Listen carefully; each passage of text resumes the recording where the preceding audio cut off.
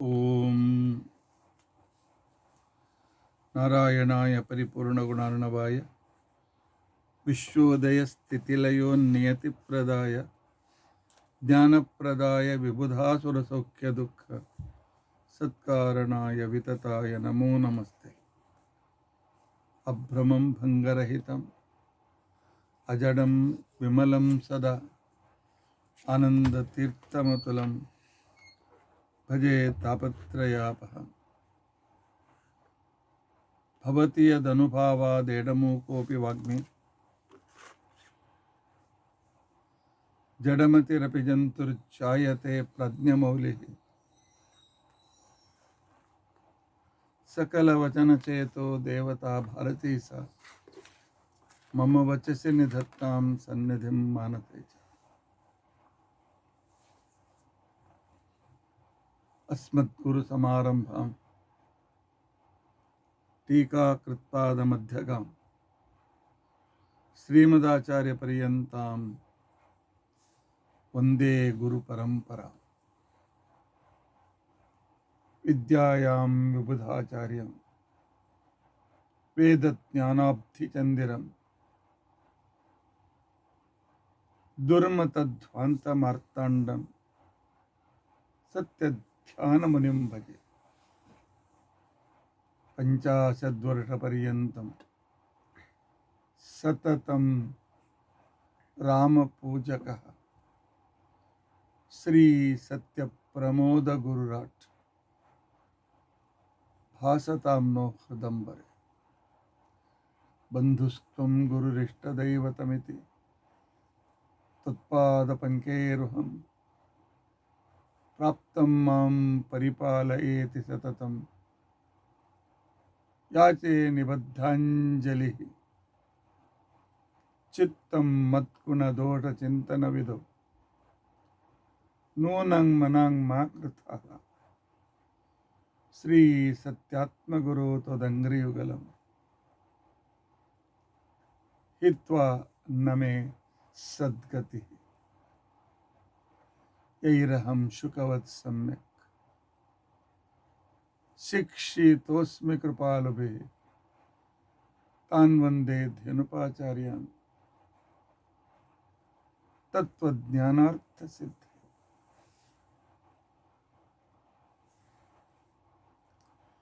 ಶ್ರೀ ಗುರುಭ್ಯೋ ನಮಃ.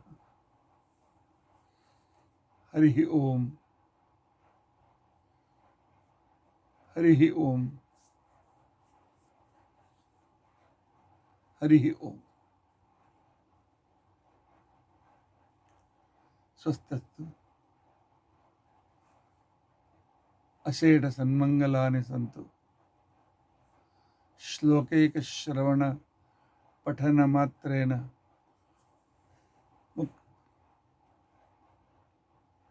ಶ್ರೋತॄಣಾಂ ನಿಖಿಲ ಕಲಿಕೃತ ಕಲ್ಮಶಾಪ ನೋದನ ಪಟುತರೆ. ಅದ್ಯ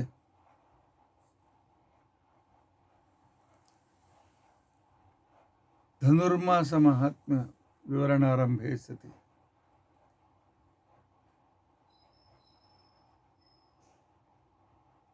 ಕಿಂಚಿತ್ ಪೂರ್ವಕಥಾನುವಾದಃ. ಹರಿ ಓಂ.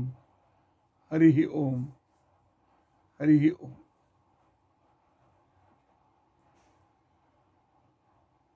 ಹರೇ ರಾಮ ಹರೇ ರಾಮ ರಾಮ ರಾಮ ಹರೇ ಹರೇ. ಹರೇ ಕೃಷ್ಣ ಕೃಷ್ಣ ಕೃಷ್ಣ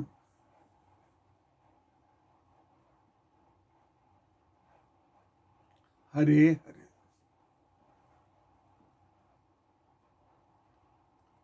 ಹರೇ ರಾಮ ರಾಮ ರಾಮ ಹರೇ ಹರೇ. ಹರೇ ಕೃಷ್ಣ ಕೃಷ್ಣ ಕೃಷ್ಣ ಹರೇ ಹರೇ. ಹರೇ ರಾಮ ರಾಮ ರಾಮ ಹರೇ ಹರೇ. ಹರೇ ಕೃಷ್ಣ ಹರೇ ಕೃಷ್ಣ, ಕೃಷ್ಣ ಕೃಷ್ಣ ಹರೇ ಹರೇ. ಹರೇ ರಾಮ ಹರೇ ರಾಮ, ರಾಮ ರಾಮ ಹರೇ ಹರೇ. ಹರೇ ಕೃಷ್ಣ ಹರೇ ಕೃಷ್ಣ, ಕೃಷ್ಣ ಕೃಷ್ಣ ಹರೇ ಹರೇ. ಶ್ರೀ ಗುರುಭ್ಯೋ ನಮಃ.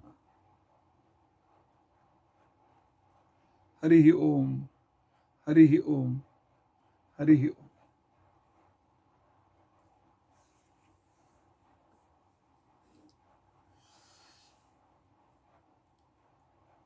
ನಾಳೆ 17 ಡಿಸೆಂಬರ್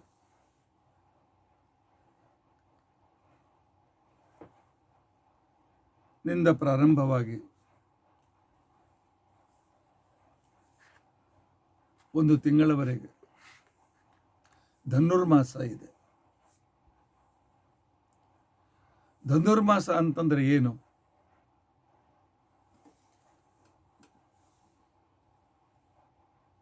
ಧನುರಾಶಿಯಲ್ಲಿ ಸೂರ್ಯನು ಪ್ರವೇಶ ಮಾಡುವುದಕ್ಕೆ ಧನುರ್ಮಾಸ ಅಂತ ಕರೀತಾರೆ.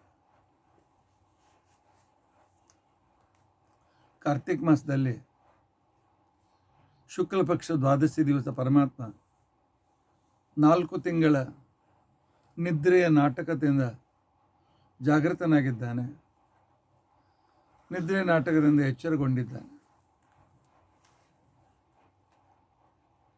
ಇದು ಪರಮಾತ್ಮನ ನಾಟಕ, ನಿದ್ರೆ ಮಾಡಿದಂಥ ನಾಟಕ. ಪರಮಾತ್ಮನ ನಿದ್ರೆ ಇಲ್ಲ. ಈಗ ಭಗವಂತನಿಗೆ ಮಾರ್ಗಶಿರ ಮಾಸ ಅಂತ ತಿಳ್ಕೊಂಡಂತಂದ್ರೆ ಇದು ಪರಮಾತ್ಮನಿಗೆ ಅರುಣೋದಯದ ಕಾಲ. ಈ ಅರುಣೋದಯದ ಕಾಲದಲ್ಲಿ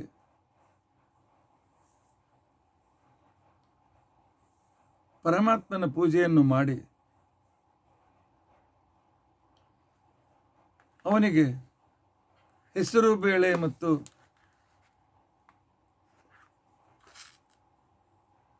ಅಕ್ಕಿ, ಅರಿಶಿನ ಪುಡಿ, ತುಪ್ಪ, ಸ್ವಲ್ಪ ಮೆಣಸು, ಸ್ವಲ್ಪ ಶುಂಠಿ ಪುಡಿ,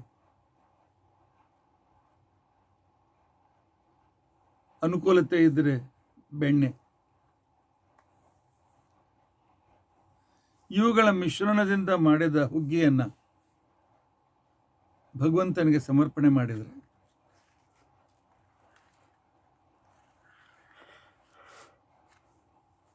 ಒಂದೊಂದು ದಿನ ಪೂಜೆ ಮಾಡಿದರೂ ಕೂಡ 1000 ವರ್ಷ ಪೂಜೆ ಮಾಡಿದ ಫಲ ಸಿಗ್ತದೆ ಅಂತ ತಿಳ್ಕೊಂಡು ಅಂತೇಳಿ ಪುರಾಣ ಹೇಳ್ತದೆ.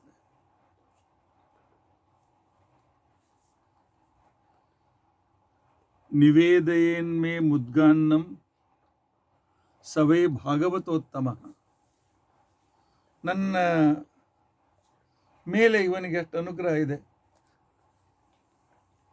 ಎಷ್ಟು ಶ್ರದ್ಧೆ ಇದೆ, ನನ್ನ ಮೇಲೆ ಎಷ್ಟು ಇವನಿಗೆ ಪ್ರೀತಿ ಇದೆ ಅಂತ ತಿಳ್ಕೊಂಡು ಅಂತೇಳಿ ಪರಮಾತ್ಮ ನಮ್ಮನ್ನು ಪರೀಕ್ಷೆ ಮಾಡ್ತಾನೆ. ನಮ್ಮನ್ನು ಪರೀಕ್ಷೆ ಮಾಡಿ ಪರಮಾತ್ಮ ನೋಡ್ತಾನೆ. ಚಳಿಗಾಲ ಪ್ರಾರಂಭವಾಗಿದೆ, ಕಟಕಟ ಥಂಡಿ. ಇಂತಹದರಲ್ಲಿ 4 ಗಂಟೆ ನಂತರ ಎದ್ದು 6:15 ಸಾಧಾರಣ 7 ಗಂಟೆಗೆ ಸೂರ್ಯೋದಯ ಅಂತ ಇಟ್ಕೊಳ್ಳೋಣ. 6:15 ಸೂರ್ಯೋದಯಕ್ಕಿಂತ 40 ನಿಮಿಷ ಮೊದಲು ಯಾರು ಪೂಜೆಯನ್ನು ಮಾಡಿ ಹುಗ್ಗಿ ನೈವೇದ್ಯವನ್ನು ತೋರಿಸ್ತಾರೆ,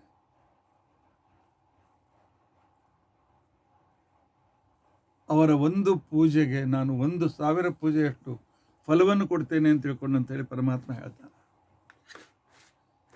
ಕೋದಂಡಸ್ಥೆ ಸವಿತರಿ ಮುದ್ಗಾನ್ನಂ ಯೋ ನಿವೇದಯೇತ ಸಹಸ್ರ ವಾರ್ಷಿಕಿ ಪೂಜಾ ದಿನೇನ ಏಕೇನ ಸಿದ್ಧತೆ. ಇಷ್ಟು ಮಹತ್ವ ಧನುರ್ಮಾಸಕ್ಕೆ ಇದೆ. ಮುಖ್ಯ ಅರುಣೋದಯ ಪೂಜಾ. ಸೂರ್ಯೋದಯಕ್ಕಿಂತ ಮೊದಲು 1.5 ತಾಸು ಮೊದಲು ಪೂಜಾ. ಇನ್ನು ನಕ್ಷತ್ರಗಳು ಕಾಣ್ತಾ ಇರಬೇಕು, ಆಗಲೇ ಪೂಜೆ ಮುಗಿಸಿ ಪರಮಾತ್ಮನಿಗೆ ನೈವೇದ್ಯ ತೋರಿಸಿದರೆ ಅದು ಅತ್ಯುತ್ತಮ ಪೂಜೆ ಅಂತ ತಿಳ್ಕೊಂಡು ಅಂತೇಳಿ ಅನ್ನಿಸ್ಕೊಳ್ತಾರೆ. ಮಧ್ಯಮ ಲುಪ್ತ ತಾರಿಕ. ಅರುಣೋದಯವಾಗಿದೆ, ನಕ್ಷತ್ರಗಳು ಕಾಣದಂತಾಗಿವೆ, ಆದರೆ ಇನ್ನೂ ಸೂರ್ಯೋದಯವಾಗಿಲ್ಲ. ಆಗ ಮಾಡಿದ ಪೂಜೆ ಇದು ಮಧ್ಯಮ ಪೂಜೆ ಅಂತ ತಿಳ್ಕೊಂಡಂತೆ ಅನ್ನಿಸ್ಕೊಳ್ತಾರೆ. ಅಧಮ ಸೂರ್ಯ ಸಹಿತ ಮಧ್ಯಾಹ್ನ ನಿಷ್ಫಲಾಭವೇ. ಇನ್ನು ಸೂರ್ಯ ಸಹಿತವಾದ ಪೂಜೆ ಬೆಳಗ್ಗೆ 7, 7:30, 8 ಗಂಟೆಗೆ ಒಳಗಾಗಿ ಪೂಜೆ ಮಾಡುವ ಪೂಜೆ ಇದು 3rd ಕ್ಲಾಸ್ ಪೂಜೆ ಅಂತ ಅನಿಸ್ಕೊಳ್ತದೆ. ಇನ್ನು 8, 9 ಗಂಟೆ ನಂತರ ಮಧ್ಯಾಹ್ನ ಮಾಡಿದ ಪೂಜೆ ಈ ಒಂದು ತಿಂಗಳು ಅದು ಪೂಜೆ ಅಂತ ಅನಿಸ್ಕೊಳ್ಳೋದಿಲ್ಲ, ಅದು ನಿಷ್ಫಲವಾದ ಪೂಜೆ ಅಂತ ತಿಳ್ಕೊಂಡಂತ ಅನಿಸ್ಕೊಳ್ಳೋದು.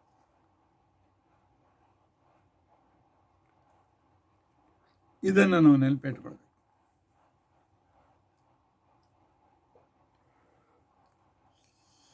ದಕ್ಷಿಣಾಯನದಲ್ಲಿ 6 ತಿಂಗಳು ದಕ್ಷಿಣಾಯನ ಇರ್ತದೆ. ಪರಮಾತ್ಮನಿಗೆ 4 ಜಾವಗಳು. ಯಾವಗಳು ಅಂತಂದ್ರೆ ಯಾಮಗಳು.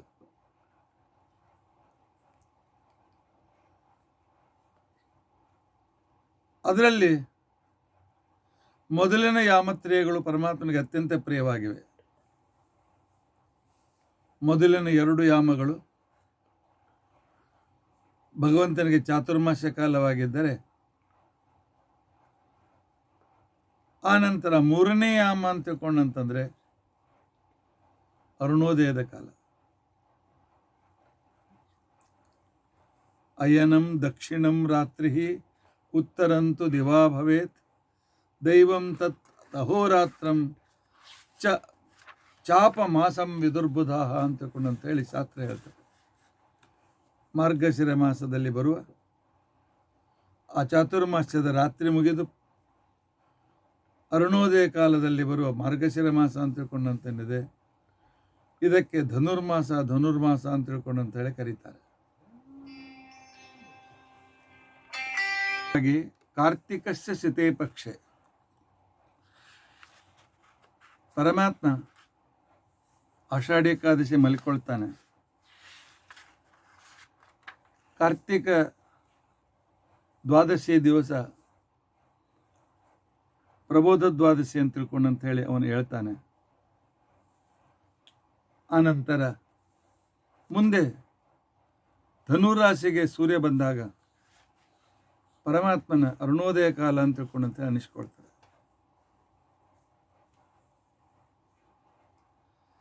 ಈ ಒಂದು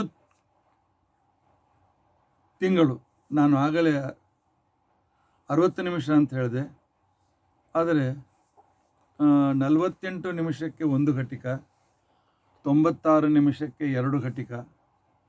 2 ಘಟಿಕ ಮೊದಲು ದೇವರಿಗೆ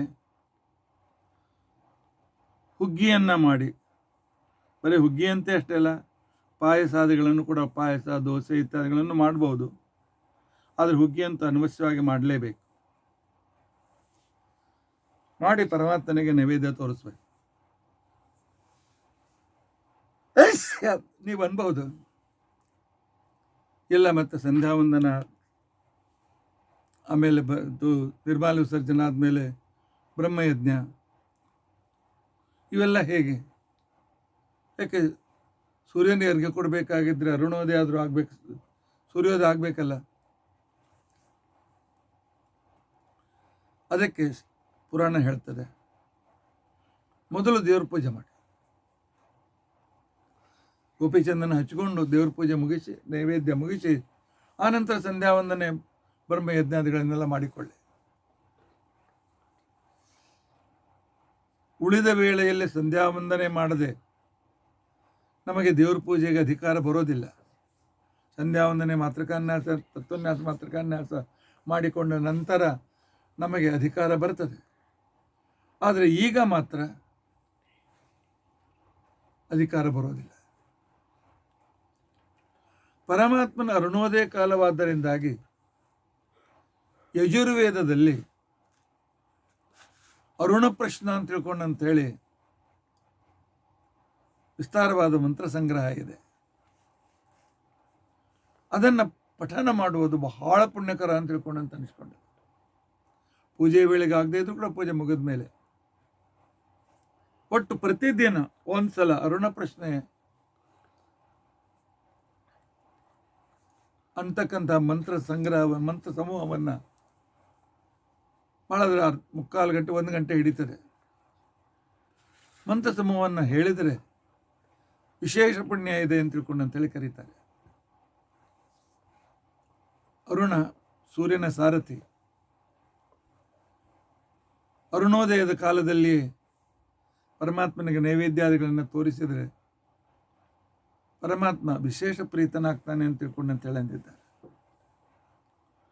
ಯಥಾ ಸಂಕೋಚ ಸತ್ಕರ್ಮ ಭುಂಕ್ತೇಲ್ಪದ್ವಾದಶೀ ದಿನೆ ತಥಾ ಪ್ರಾತರ್ಧನುರ್ಮಾಸೆ ತ್ಯಕ್ತ್ವಾ ಕರ್ಮಾಣ್ಯರ್ಚಯೇತ.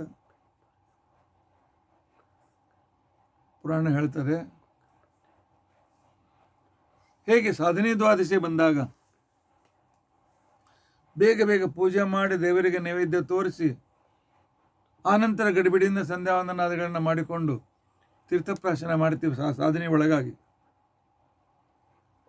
ಹಾಗೆ ಧನುರ್ಮಾಸದಲ್ಲಿಯೂ ಕೂಡ ಅರ್ಘ್ಯಾದಿಗಳಿಗೆ ಅರ್ಘ್ಯ ಜಪಕ್ಕೋಸ್ಕರ ಸೂರ್ಯೋದಯವನ್ನು ಕಾಯಬೇಕು ಅಂತಕೊಂಡು ನಿಯಮವಿಲ್ಲ. ಉಳಿದ ದಿನಗಳಲ್ಲಿ ಸೂರ್ಯೋದಯದ ನಂತರವೇ ಗಾಯತ್ರಿ ಜಪ.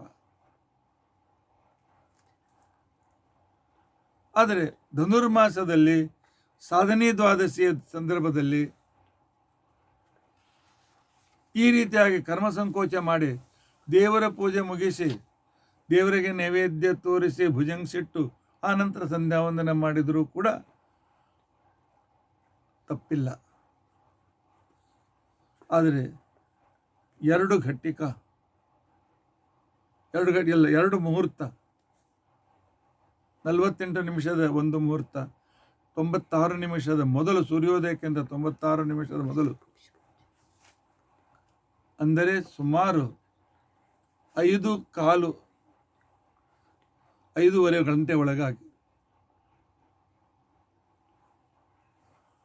ಯಾಕೆಂತಂದರೆ 7 ಗಂಟೆಗೆ ಸೂರ್ಯೋದಯ ಇದ್ದರೆ 5:15, ಮ್ಯಾಕ್ಸಿಮಮ್ 5:20, 5:15, ನಂತರ 96 ನಿಮಿಷ ಸೂರ್ಯೋದಯಕ್ಕೆ. ಅಷ್ಟರೊಳಗಾಗಿ ಈ ಧನುರ್ಮಾಸದ ಪೂಜೆಯನ್ನು ಮಾಡಬೇಕು ಅಂತ ನಿಯಮ ಶಾಸ್ತ್ರ ಹೇಳ್ತದೆ. ಇಲ್ಲ ಏನ್ರಿ, ಸಂಧ್ಯಾವಂದನೆ ಮಾಡಿದೆ ದೇವ್ರ ಪೂಜೆ ಮಾಡೋದು ಹೇಗ್ರಿ? ಎಲ್ಲಿದ್ದು ಹೇಳ್ತೀರಿ ಬಿಡಿ. ಸಂಧ್ಯಾವಂದನೆ ಬಹಳ ಮಹತ್ವಪೂರ್ಣವಾದದ್ದು. ಹೀಗೇನಾದರೂ ವಾದವನ್ನು ಮಾಡಿದರೆ, ಸಂಧ್ಯಾವಂದನೆ ಜಪ ಅಂತ ಕೂತ್ಕೊಂಡು ದೇವರಿಗೆ ಪೂಜೆಯನ್ನು ಮಾಡದೆ, ಭಗವಂತನಿಗೆ ನೈವೇದ್ಯವನ್ನು ತೋರಿಸದೆ ಯಾವನು ಧನುರ್ಮಾಸವನ್ನು ಮೀರ್ತಾನೆ 7 ಜನ್ಮದವರೆಗೆ ಅವನಿಗೆ ಬಡತನ ಬರ್ತದೆ ಅಂತ ತಿಳ್ಕೊಂಡು ಅಂತೇಳಿ ಪುರಾಣ ನಮಗೆ ಹೇಳ್ತಾ ಇದೆ. ಯಹ ಕರ್ಮಹಾನಿಂ ಆಶಂಕ್ಯ ನ ಅರ್ಚಯೇದ್ ಇಷುದೀಶ್ವರಂ ವಿಷ್ಣವೇ ಕಾರ್ಮುಕೆ ಪಾತ್ರ ಸಪ್ತ ಜನ್ಮಸು ನಿರ್ಧನ ಅಂತ ತಿಳ್ಕೊಂಡು ಅಂತೇಳಿ ಶಾಸ್ತ್ರ ಹೇಳ್ತದೆ. ಅರುಣೋದಯ ಕಾಲಕ್ಕೆ ಮೊದಲು ಷೋಡಶೋಪಚಾರ ಪೂಜೆ, ನೈವೇದ್ಯ ಇತ್ಯಾದಿಗಳನ್ನೆಲ್ಲ ಮಾಡಿಕೊಂಡು ಆನಂತರ ನಿತ್ಯಾನ್ಹಿಕಗಳನ್ನು ಮಾಡಿಕೊಂಡು ಸೂರ್ಯೋದಯ ಆದ ಮೇಲೆ ಬ್ರಾಹ್ಮಣ ಭೋಜನವನ್ನು ಮಾಡಿ ನಂತರ ತಾನು ಊಟ ಮಾಡ್ಬೋದು. ಅರುಣೋದಯ ಕಾಲಕ್ಕೆ ಊಟ ಮಾಡಬೇಕು ಅಂತ ನಿಯಮ ಇಲ್ಲ. ದೇವರಿಗೆ ನೈವೇದ್ಯವನ್ನು ತೋರಿಸಿ ಮುಗಿಸ್ಬೇಕು. ಆನಂತರ ಆದಷ್ಟು ಬೇಗ ದ್ವಾದಶಿಯಾಗಿ ಬ್ರಾಹ್ಮಣರ ಭೋಜನವನ್ನು ಮಾಡಿಸಿ ವಿಶೇಷವಾದ ರೀತಿಯಲ್ಲಿ ಪರಮಾತ್ಮನ ಅನುಗ್ರಹವನ್ನು ಪಡೆಯಬೇಕು ಅಂತಂದಿದ್ದ.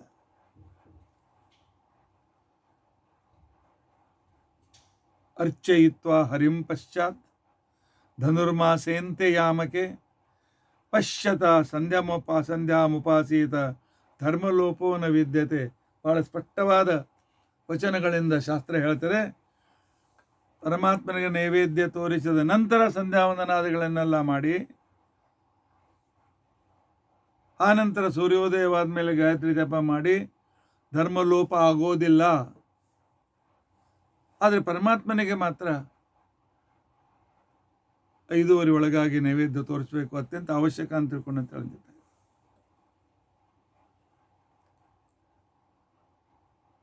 ದೇವತೆಗಳು ಕೂಡ ಈ ರೀತಿಯಾಗಿರ್ತಕ್ಕಂಥ ವ್ರತವನ್ನು ಮಾಡಿದ್ದಾರೆ.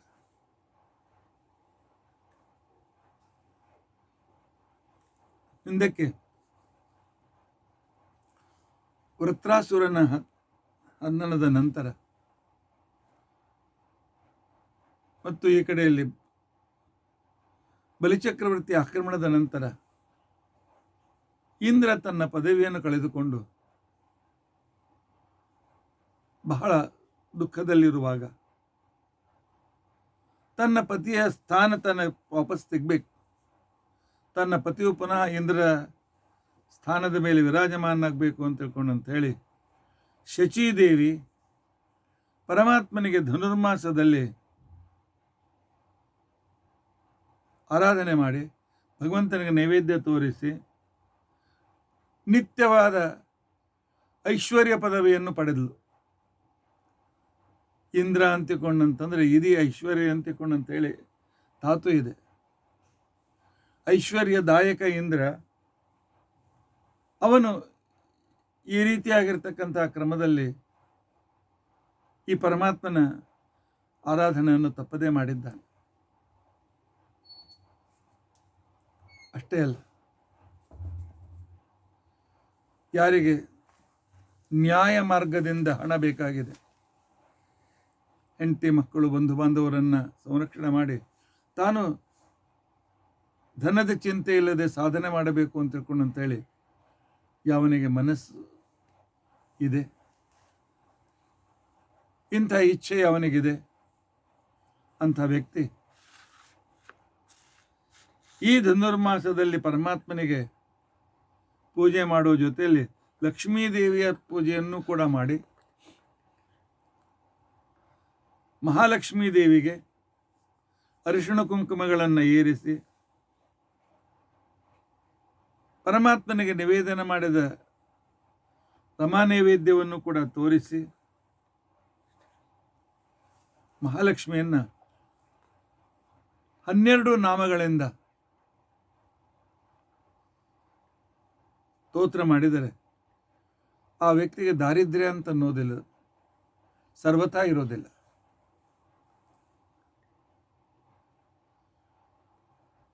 ಆ 12 ಹೆಸರುಗಳು ಯಾವುದು?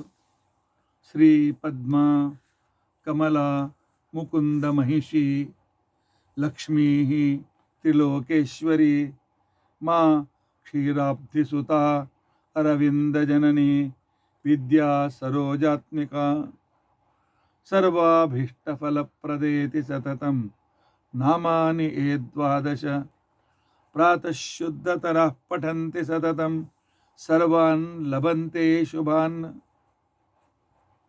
ಇದಕ್ಕೆ ಭದ್ರಲಕ್ಷ್ಮಿ ಸ್ತೋತ್ರ ಅಂತ ಹೇಳಿ ಕರೀತಾರೆ. ಶ್ರೀದೇವ್ಯೈ ನಮಃ, ಅಮೃತೋದ್ಭವಾಯೈ ನಮಃ, ಕಮಲಾಯೈ ನಮಃ, ಲೋಕಸುಂದರ್ಯೈ ನಮಃ, ವಿಷ್ಣುಪತ್ನ್ಯೈ ನಮಃ, ಶ್ರೀವೈಷ್ಣವ್ಯೈ ನಮಃ, ವರಾರೋಹಾಯ ನಮಃ, ಹರಿವಲ್ಲಭಾಯ ನಮಃ, ಶಾರ್ಗಿಣ್ಯೈ ನಮಃ, ತ್ರಿಲೋಕಸುಂದರ್ಯೈ ನಮಃ. ಈ ರೀತಿಯಾಗಿ ಲಕ್ಷ್ಮೀದೇವಿಯನ್ನು ಕರೆಯತಕ್ಕಂಥ ಕ್ರಮ. ಇಲ್ಲಿ ಭದ್ರಲಕ್ಷ್ಮಿಯಲ್ಲೂ ಕೂಡ ಶ್ರೀಯೈ ನಮಃ, ಪದ್ಮಾಯೈ ನಮಃ, ಕಮಲಾಯೈ ನಮಃ, ಮುಕುಂದ ಮಹಿಷೈ ನಮಃ, ಲಕ್ಷ್ಮ್ಯೈ ನಮಃ, ತ್ರಿಲೋಕೇಶ್ವರ್ಯೈ ನಮಃ, ಮಾತ್ರೈ ನಮಃ, ಕ್ಷೀರಾಬ್ಧಿಸುತಾಯೈ ನಮಃ, ಅರವಿಂದ ಜನನ್ಯೈ ನಮಃ, ವಿದ್ಯಾಯೈ ನಮಃ, ಸರೋಜಾತ್ಮಿಕಾಯೈ ನಮಃ, ಸರ್ವಾಭೀಷ್ಟ ಫಲಪ್ರದಾಯೈ ನಮಃ ಅಂಥೇಳಿ 12 ಹೆಸರುಗಳಿಂದ ಮಹಾಲಕ್ಷ್ಮೀ ದೇವಿಯನ್ನು ಸ್ತೋತ್ರ ಮಾಡಿ ಭದ್ರಲಕ್ಷ್ಮಿಯ ಸ್ತೋತ್ರವನ್ನು ಕೂಡ ಹೇಳಬೇಕು. ಇದಕ್ಕಿಂತ ಮೊದಲು ತುಲಾ ಮಾಸದಲ್ಲಿ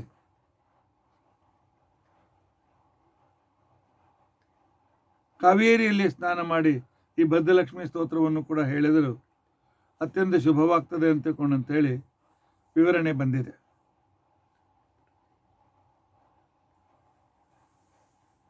ಈಗ ಒಂದು ಪ್ರಶ್ನೆ ಬರ್ತದೆ, ಹುಗ್ಗಿ ಹೇಗೆ ಮಾಡಬೇಕು ಅಂತ ತಿಳ್ಕೊಂಡಂತೆ.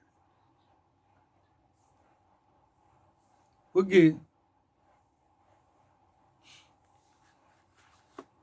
ಅಕ್ಕಿಗಿಂತ ಹೆಸರುಬೇಳೆ ಕಡಿಮೆ ಇದ್ದರೆ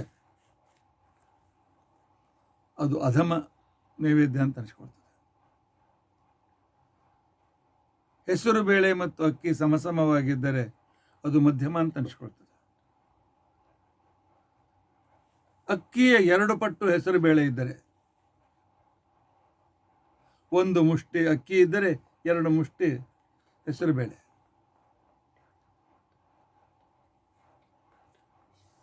ಈ ರೀತಿಯಾಗಿ ಅಕ್ಕಿಗಿಂತ ಹೆಸರು ಬೇಳೆ 2 ಪಟ್ಟು ಇದ್ದರೆ ಅದು ಅತ್ಯುತ್ತಮವಾದ ನೈವೇದ್ಯ ಅಂತ ತಿಳ್ಕೊಂಡು ಅಂತ ಹೇಳಿ ಅನಿಸಿಕೊಳ್ಳುತ್ತದೆ.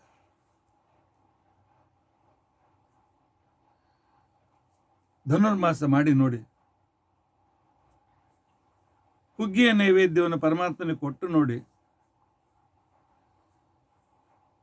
ಶತ್ರುಗಳ ವಿನಾಶವಾಗ್ತದೆ, ದೀರ್ಘವಾದ ಆಯುಷ್ಯ ಉಂಟಾಗ್ತದೆ, ಧನಧಾನ್ಯ ಸಂಪತ್ತು ಪ್ರಾಪ್ತಿಯಾಗ್ತದೆ. ಜನ್ಮ ಜನ್ಮಾಂತರಗಳಲ್ಲಿ ವಿಷ್ಣು ಭಕ್ತರಾಗಿ ನಾವು ಸಾಧನೆಯನ್ನು ವಿಶೇಷವಾದ ಕ್ರಮದಲ್ಲಿ ಮಾಡಲಿಕ್ಕೆ ಆಗ್ತದೆ ಅಂತ ತಿಳ್ಕೊಂಡು ಹೇಳಂದಿದ್ದ.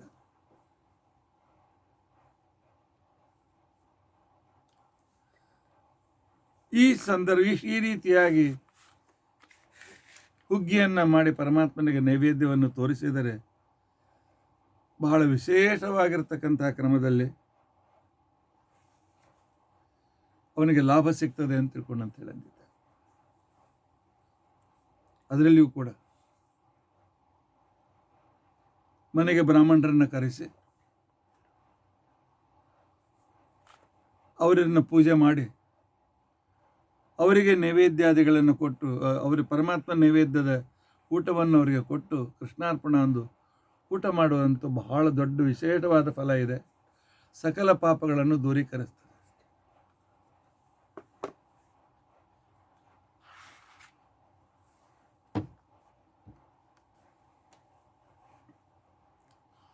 ಪಂಚರಾತ್ರಾಗಮದಲ್ಲಿ ಧನುರ್ಮಾಸದ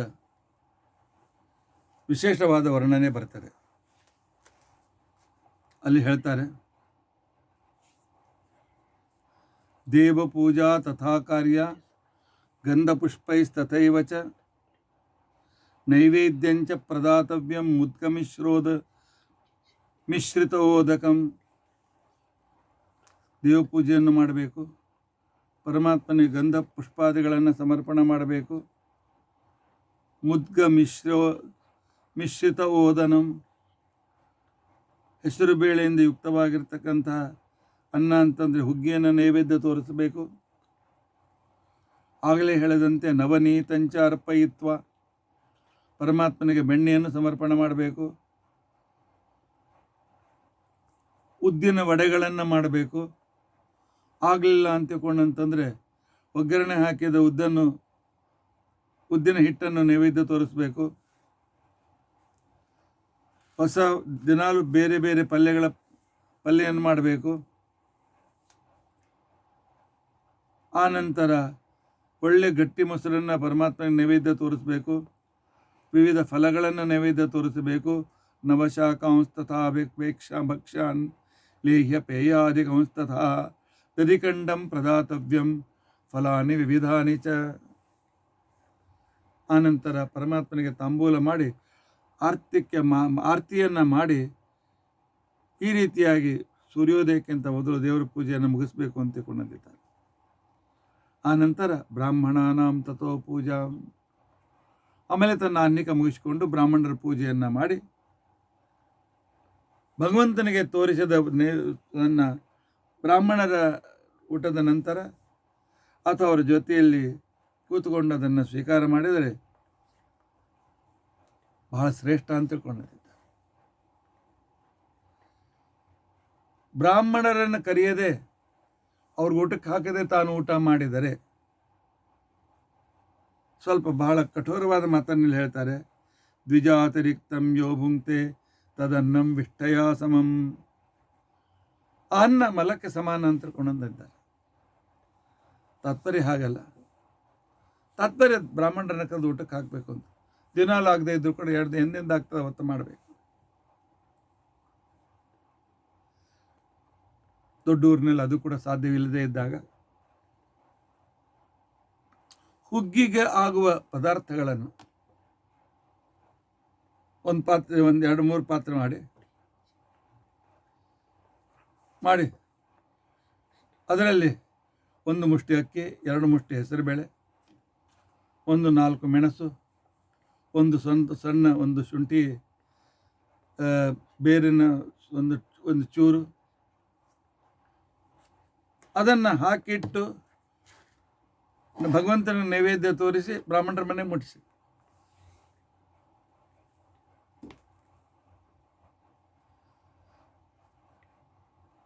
ಇಲ್ಲ, 1 ತಿಂಗಳಿಗಾಗುವಷ್ಟು ಅಕ್ಕಿ, 1 ತಿಂಗಳಿಗೆ ಸಾಧಾರಣ 1 ಮುಷ್ಟಿ ಅಂತ ಹಿಡಿದ್ರೂ ಕೂಡ 2 to 5 ಕಿಲೋ ಅಕ್ಕಿ, 4 to 10 ಕಿಲೋ ಹೆಸರುಬೇಳೆ, 1/4 ಕಿಲೋ ಮೆಣಸು, ಒಣ ಕೊಬ್ಬರಿ, ಆನಂತರ 100 ಗ್ರಾಂ ಶುಂಠಿ, ಆಮೇಲೆ ತುಪ್ಪ, 1-2 ಕಿಲೋ ತುಪ್ಪ, ಸಾಧ್ಯವಾದರೆ ಬೆಣ್ಣೆ, ಇಷ್ಟನ್ನು ಭಗವಂತನಿಗೆ ನೈವೇದ್ಯ ಮಾಡಿ ಪದಾರ್ಥ ದೇವರ ಮುಂದೆ ಇಟ್ಟು ಕೃಷ್ಣಾರ್ಪಣ ಅಂತ ತಿಳ್ಕೊಂಡು ಅಂತ ಹೇಳಿ ಬ್ರಾಹ್ಮಣರಿಗೆ ಅದನ್ನು ಮುಟ್ಟಿಸಿದರೆ, ಮನೆಗೆ ಬ್ರಾಹ್ಮಣ ಮಡಿಯಲ್ಲಿ ಅಡುಗೆ ಮಾಡಲಿಕ್ಕೆ ಆಗೋದ್ರೆ ಈ ದಿವಸದಲ್ಲಿ ಅಸಂಭವ. ಬ್ರಾಹ್ಮಣರ ಭೋಜನ ಮಾಡಿಸಿದ ಫಲ ಸಿಗ್ತದೆ ಅಂತ ತಿಳ್ಕೊಂಡು ಅಂತ ಹೇಳಿ ಪಂಚರಾತ್ರಾಗಮ ನಮಗೆ ತಿಳಿಸಿ ಹೇಳ್ತದೆ ಅಂತ ತಿಳ್ಕೊಂಡಿದ್ದ.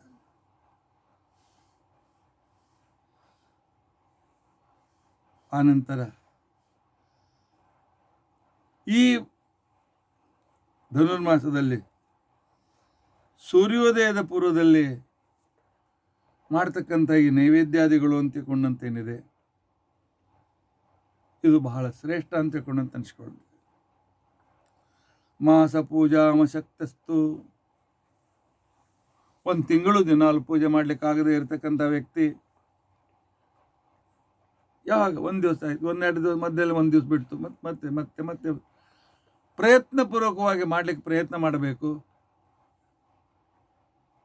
ಅದು ಕೂಡ ಅದು ಪುಣ್ಯದಾಯಕವಾಗಿದೆ ಅಂತ. ಇನ್ನು ಅದು ಕೂಡ ಆಗದೇ ಇದ್ದರೆ ಪ್ರತಿ ರವಿವಾರ ಅರ್ಕವಾರೆ ವ್ಯತಿಪಾತೆ,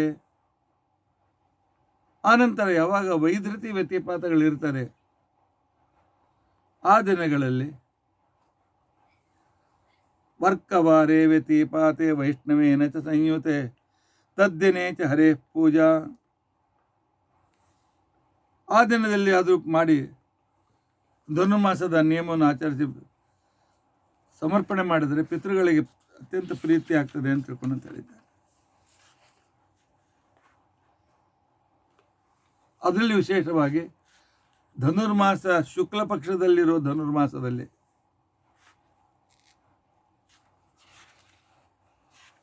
ತಾನು ವಿಶೇಷವಾದ ರೀತಿಯಲ್ಲಿ ಬ್ರಾಹ್ಮಣರನ್ನು, ಸಕುಟುಂಬ ಬ್ರಾಹ್ಮಣರನ್ನು ಕರೆದು ಊಟಕ್ಕೆ ಹಾಕಬೇಕು. ಕುಟುಂಬ ಭೋಜನಕ್ಕೆ ಸಾಮರ್ಥ್ಯ ಇಲ್ಲದೆ ಇದ್ದರೆ ದಂಪತಿ ಭೋಜಯೇತ್ತತಃ, ಒಬ್ಬ ದಂಪತಿಯನ್ನು ಕರೆದು ಊಟಕ್ಕೆ ಹಾಕಬೇಕು. ಇದಕ್ಕೋಸ್ಕರ ಹಿಂದೆ ಒಂದು ಕತೆ ಹೇಳ್ತಾರೆ. ರೇವಾ ಅಂತನ್ನುವ ನದಿ, ಅದರ ತೀರದಲ್ಲಿ ಸತ್ಯಸಂಧ ಅಂತ ತಿಳ್ಕೊಂಡಂತ ಒಬ್ಬ ರಾಜ ಇದ್ದ, ಬಹಳ ಧಾರ್ಮಿಕ. ಭಗವಂತನಲ್ಲಿ ವಿಶೇಷವಾದ ನಿಷ್ಠೆ,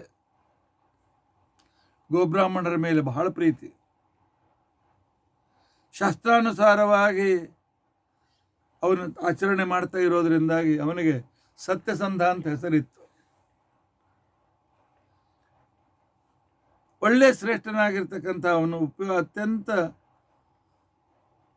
ಉಪಾಯದಿಂದ ಧರ್ಮಗಳನ್ನು ಮಾಡ್ತಕ್ಕಂಥವ್ರು, ಆಗ್ರಹದಿಂದ ಧರ್ಮವನ್ನು ಮಾಡ್ತಾ ಇದ್ದ. ಭಕ್ತಿ ಶ್ರದ್ಧೆಯಿಂದ ತಪ್ಪದೇ ಪ್ರತಿಯೊಂದು ಧರ್ಮಾಚರಣೆಗಳನ್ನು ಮಾಡ್ತಾ ಇದ್ದ.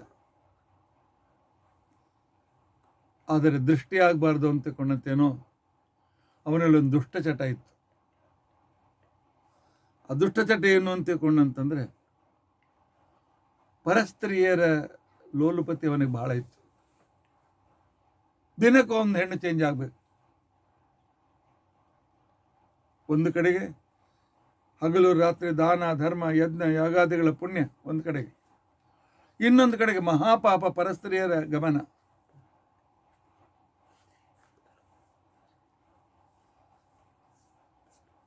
ಒಂದು ಹೀಗೆ ಧನುರ್ಮಾಸ ಬಂದಾಗ ಆ ಕಾಲದಲ್ಲಿ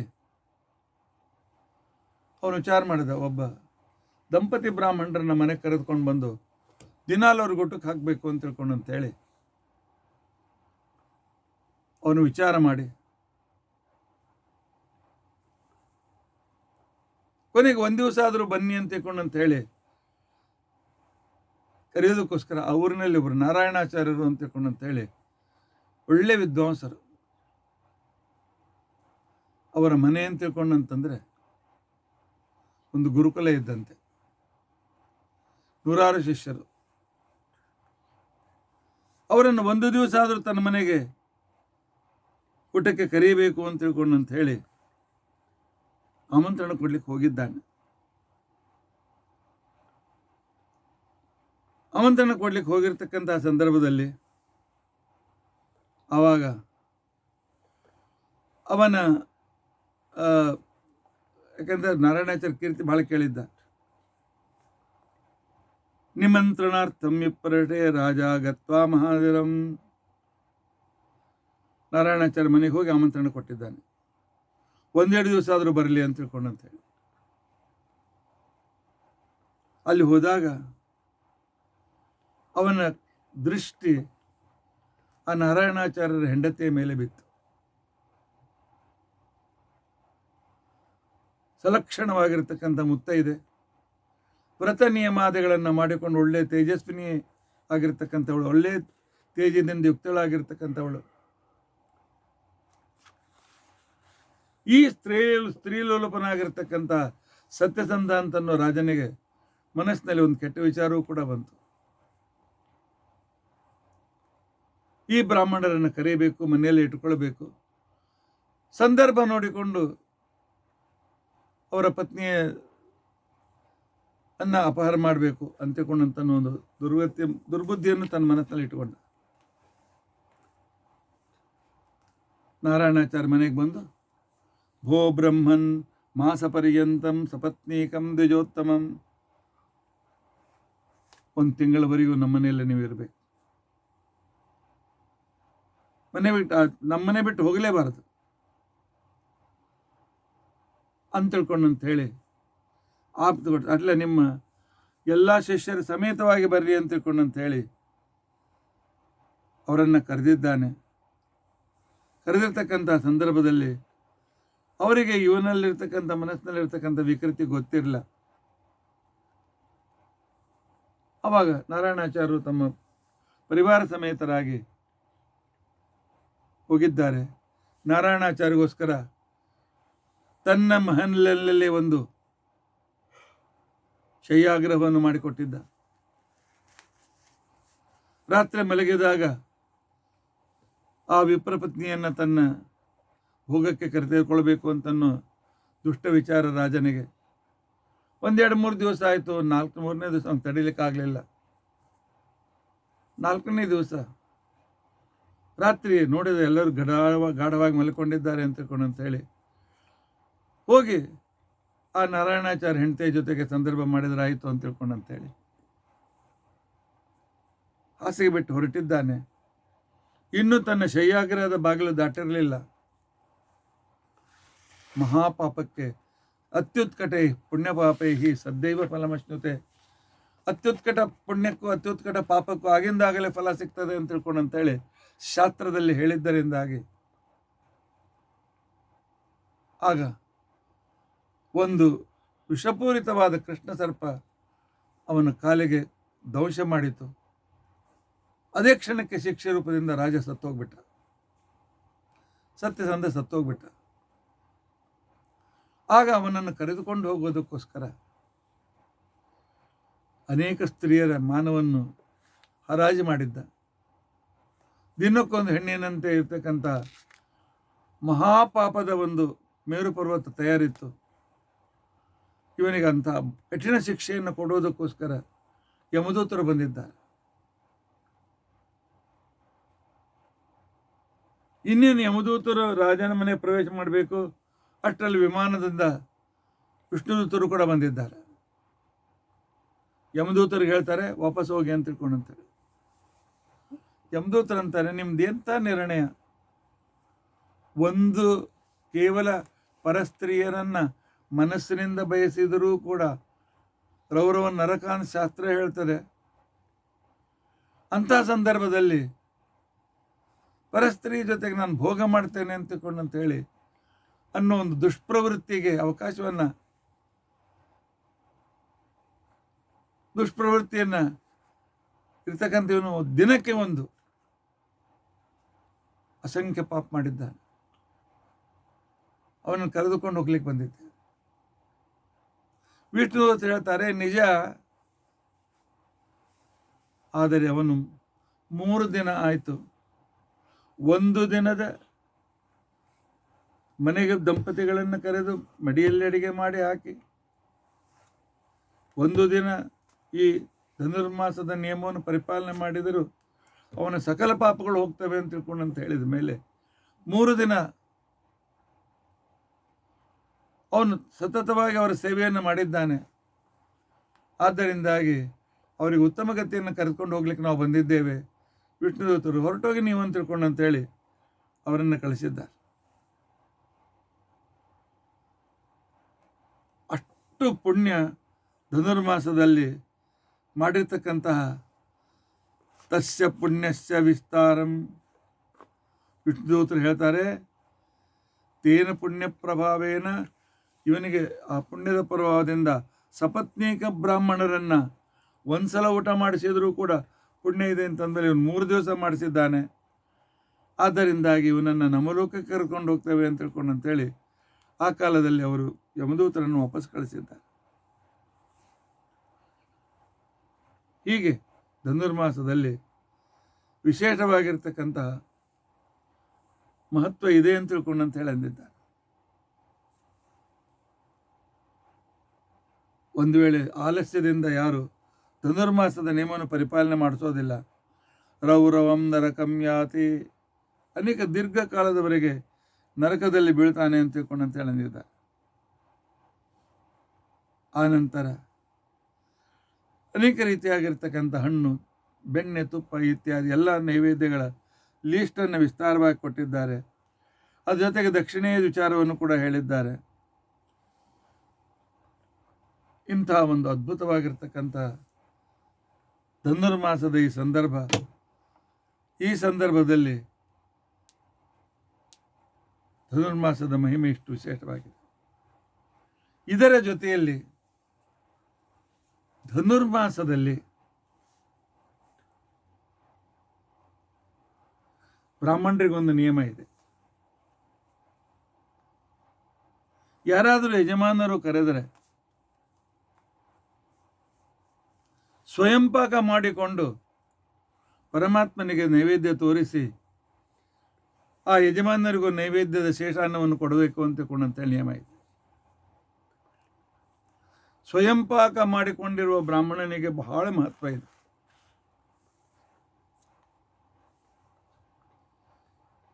ಇದೇ ಪಂಚರಾತ್ರಾಗಮದಲ್ಲಿ ಕಥೆ ಬರ್ತದೆ. ಬ್ರಾಹ್ಮಣರನ್ನ ಮನೆಗೆ ಕರಿಬೇಕು, ಒಲೆ ಹೊತ್ತಿಸ್ಕೊಡ್ಬೇಕು, ಆನಂತರ ಹುಗ್ಗಿಯ ಸಾಮಾನುಗಳನ್ನು ಕೊಡಬೇಕು, ಅವರಿಗೆ ನೀವೇ ಇಟ್ಟುಕೊಳ್ಳಿ ಅಂತ ಹೇಳಬೇಕು. ಅವರು ತಾವೇ ತಮ್ಮ ಕೈಯಿಂದ ಸ್ವತಃ ಮಾಡಿ ಭಗವಂತ ನೈವೇದ್ಯ ತೋರಿಸಿದರೆ ಬ್ರಾಹ್ಮಣನಿಗೂ ಅವರ ಯಜಮಾನರಿಗೂ ಅನಂತ ಪುಣ್ಯ, ಲಕ್ಷಾವಧಿ ಬ್ರಾಹ್ಮಣರಿಗೆ ಭೋಜನ ಮಾಡಿಸಿದ ಪುಣ್ಯ ಬರ್ತದೆ ಅಂತ ತಿಳ್ಕೊಂಡಂತೇಳಿ ಶಾಸ್ತ್ರದಲ್ಲಿ ಹೇಳ್ತಾರೆ. ಒಂದ್ಸಲ ಇದೇ ರೀತಿಯಾಗಿ ಧನುರ್ಮಾಸ ಪ್ರಾರಂಭವಾದ ಕ್ಷಣಕ್ಕೇನೆ ಯುಧಿಷ್ಠಿರ ತನ್ನ ರಾಜ್ಯದಲ್ಲಿ ಡಂಗುರ ಸಾರಿದ್ದಾನೆ. ಬ್ರಾಹ್ಮಣರ ಮನೆಗೆ ಬಂದು ನಮ್ಮಲ್ಲಿ ಇದ್ದುಕೊಂಡು ಧನುರ್ಮಾಸ ಮುಗಿಸ್ಕೊಳ್ಬೇಕು ಅಂತ ತಿಳ್ಕೊಂಡ.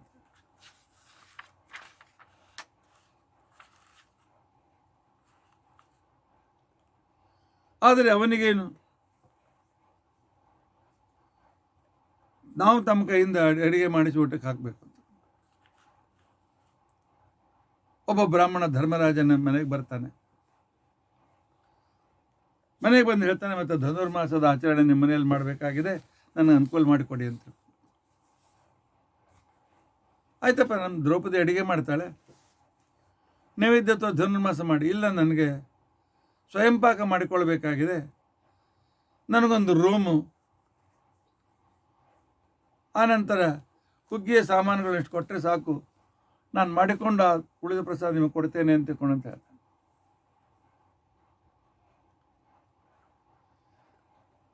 ಧರ್ಮರಾಜ ಅಂತಾನೆ, ನಮ್ಮನೆಗೆ ಬಂದು ನಿಮ್ಮ ಕಡೆಯಿಂದ ಅಡುಗೆ ಮಾಡಿಸ್ಕೊಳ್ಳೋದು ಇದೆಲ್ಲಿಯ ನೇಮ, ನನಗೆ ಸಾಧ್ಯ ಇಲ್ಲಪ್ಪ ಇದು. ಮತ್ತು ಹಾಗೆ ನಿಮ್ಗೆ ಪ್ರತ್ಯೇಕ ಜಾಗ ಕೊಡ್ಲಿಕ್ಕೆ ನಮ್ಮ ಜಾಗನೂ ಇಲ್ಲ. ಪ್ರತ್ಯೇಕವಾಗಿ ದೇವ್ರ ಮನೆ ಇದೆ, ಅಲ್ಲಿ ಪೂಜೆ ಮಾಡ್ಕೋರಿ, ನಮ್ಮ ಅಡುಗೆ ಮನೆಯಲ್ಲಿ ಅಡುಗೆ ಆಗ್ತದೆ, ಪ್ರತ್ಯೇಕವಾಗಿ ನಿಮಗೆ ರೂಮ್ ಎಲ್ಲಿಂದ ಕೊಡೋಣ ಅಂತ ಧರ್ಮರಾಜ ಹೇಳುವಷ್ಟರಲ್ಲಿ ಶ್ರೀಕೃಷ್ಣ ಅಲ್ಲಿಗೆ ಬರ್ತಾನೆ. ಶ್ರೀಕೃಷ್ಣ ಬಂದು ಹೇಳ್ತಾನೆ, ಒಂದು ರೂಮ್ ಖಾಲಿ ಮಾಡು, ಈ ಬ್ರಾಹ್ಮಣನಿಗೆ ಸ್ವಯಂಪಾಕ ಮಾಡೋದಕ್ಕೋಸ್ಕರ ಅವಕಾಶ ಮಾಡಿಕೊಡು. ಯಾಕೆ ಅಷ್ಟು ಅವನು ಪವಿತ್ರನಾಗಿರ್ತಾನೆ, ನಮ್ಗಿಂತ ಹೆಚ್ಚು ಪವಿತ್ರನಾಗಿರ್ತಾನೆ ಅಂತ ಹೇಳಿ, ಆ ಕಾಲದಲ್ಲಿ ಬ್ರಾಹ್ಮಣ ಹೇಳ್ತಾನೆ, ನಿಮ್ಮ ಮನೆ ಪುರೋಹಿತರು ಊಟಕ್ಕೆ, ನಿಮ್ಮ ಮನೆ ಬ್ರಾಹ್ಮಣರು ಊಟಕ್ಕೆ ಬರಲಿ, ನಾನು ದೊಡ್ಡ ದೊಡ್ಡ ದೊಡ್ಡ ಪಾತ್ರೆಯಲ್ಲಿ ಹುಗ್ಗಿ ಮಾಡ್ತೇನೆ ಅಂತ ತಿಳ್ಕೊಂಡು ಅಂತೇಳಿ ಅವನು ದೊಡ್ಡ ಪಾತ್ರೆಯಲ್ಲಿ ಹುಗ್ಗಿಯನ್ನು ಮಾಡ್ತಾನೆ. ಹುಗ್ಗಿಯನ್ನು ಮಾಡಿರ್ತಕ್ಕಂಥ ಸಂದರ್ಭದಲ್ಲಿ ಆವಾಗ 8, 10, 15 ಜನ, 20 ಎಷ್ಟು ಜನ ಸಂಖ್ಯೆ ಹೇಳಿಲ್ಲ, ಬ್ರಾಹ್ಮಣರಿಗೆ ನೈವೇದ್ಯ ಮಾಡಿ ಮಾಡಿದ್ದಾನೆ. ಬಡಸ್ಲಿಕ್ಕೆ ಯಾರಾದ್ರು ಬಂದಿರ್ಬೋದು. ಎಲ್ಲ ಬ್ರಾಹ್ಮಣರು ಊಟ ಆದಮೇಲೆ ತಾಂಬೂಲಾದಿಗಳನ್ನು ಕೊಟ್ಟು ಕಳಿಸ್ತಾನೆ. ಕೃಷ್ಣ ಮೊದಲೇ ಹೇಳಿದ, ಧರ್ಮರಾಜ, ಈ ಬ್ರಾಹ್ಮಣರ ಎಲೆ ತೆಗೆಯೋದು ನನ್ನ ಕೆಲಸ ಅಂತ ತಿಳ್ಕೊಂಡಂತ ಹೇಳಿ ಹೇಳ್ತಕ್ಕಂಥ ಸಂದರ್ಭದಲ್ಲಿ ಆವಾಗ ಆಗ್ಲಿಂದ ಧರ್ಮರಾಜ ಹೇಳ್ಕೋತಾನೆ. ಬ್ರಾಹ್ಮಣ ಸ್ವಯಂಪಾಕ ಮಾಡಿಕೊಂಡು ತಾನು ನೈವೇದ್ಯವನ್ನು ಸ್ವೀಕಾರ ಮಾಡಿ ಉಳಿದ ಬ್ರಾಹ್ಮಣರಿಗೂ ದಂಪತಿಗಳಿಗೂ ಊಟಕ್ಕೆ ಹಾಕಿ ಅವನು ತಮ್ಮ ನಿಯಮವನ್ನು ಮುಡಿಸ್ಕೊಂಡು ಹೋಗಿದ್ದಾನೆ ತನ್ನ ಮನೆಗೆ. ಕೃಷ್ಣ ಹೇಳಿದಂತೆ ಎಲ್ಲ ಬ್ರಾಹ್ಮಣರ ಎಲೆ ತೆಗೆದಿದ್ದಾನೆ. ಎಲೆ ತೆಗೆದು ಗೋಮ ಹಚ್ಚಿದ. ಆದರೆ ಯಾವ ಸ್ವಯಂಪಾಕಿ ಬ್ರಾಹ್ಮಣ ಇದ್ದ, ಆ ಸ್ವಯಂಪಾಕಿ ಬ್ರಾಹ್ಮಣನ ಎಲೆ ಮಾತ್ರ ಕೃಷ್ಣ ತೆಗಿಲಿಲ್ಲ.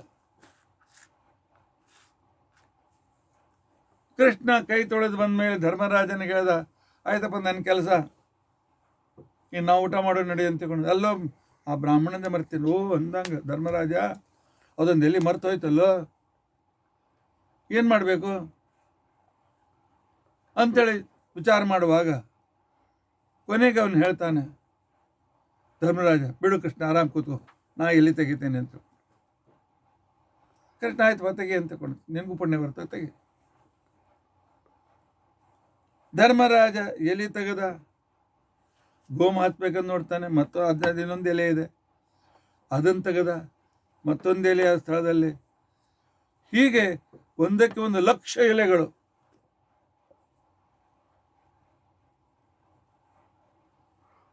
ಕೃಷ್ಣ ಹೇಳ್ದ, ಒಬ್ಬ ಸ್ವಯಂಪಾಕಿ ಬ್ರಾಹ್ಮಣ ನಿಮಗೆ ಈ ರೀತಿಯಾಗಿ ಮನೆಯಲ್ಲಿ ಊಟಕ್ಕೆ ಹಾಕಿದರೆ 1,00,000 ಬ್ರಾಹ್ಮಣರಿಗೆ ಊಟ ಮಾಡಿಸಿದ ಪುಣ್ಯ ಬರ್ತದಪ್ಪ, ಅಷ್ಟು ಮಹತ್ವ ಇದೆ ನೋಡು. 1,00,000 ಬ್ರಾಹ್ಮಣರು ಊಟ ಮಾಡಿದ್ದಾರೆ ಅವನ ಜೊತೆಯಲ್ಲಿ. ಅವನಲ್ಲಿದ್ದ ಪರಮಾತ್ಮ 6,00,000 ರೂಪದಿಂದ ಇದ್ದುಕೊಂಡು ನೈವೇದ್ಯವನ್ನು ಸ್ವೀಕಾರ ಮಾಡಿದ್ದಾನೆ ಅಂತ ಕೊಂಡಂತಿದ್ದ.